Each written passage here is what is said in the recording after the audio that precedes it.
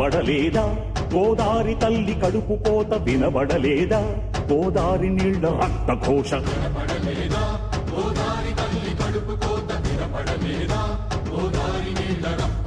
గుండె నిండా పాలున్న బిడ్డల కందించలేని తల్లి బతుకు దేనికని?